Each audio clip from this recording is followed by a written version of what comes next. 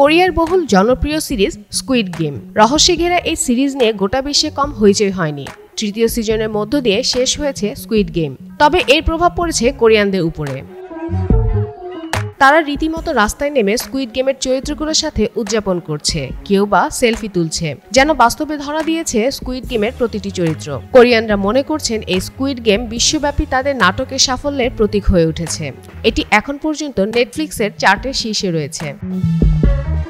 জনপ্রিয় এই সিরিজটি একটি ওপেন এন্ডেড নোটে শেষ হয়েছে, তাই এটি দর্শকদের কাছে অনেক প্রশ্নই উত্থাপন করেছে।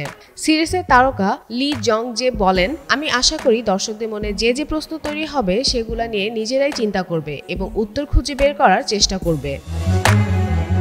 2021 সালে প্রথম এটি নেটফ্লিক্সে মুক্তি পায়। এরপর দ্বিতীয় সিজনের জন্য দর্শকদের অপেক্ষা করতে হয় আরও অন্তত 3 বছর। এরপর দ্রুতই আসে সিজন 3 বা শেষ পর্ব। গত শুক্রবার প্রকাশিত শেষ পর্বের পরই মূলত বাস্তবে ধরা দেয় চরিত্রগুলো।